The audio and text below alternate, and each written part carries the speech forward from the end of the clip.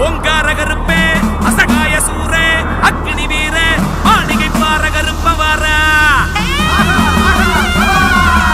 சந்தனத்தை குழச்சி வச்சு சாம்புராணி தூபமிட்டு ஊதுபத்தி ஏத்து நம்ம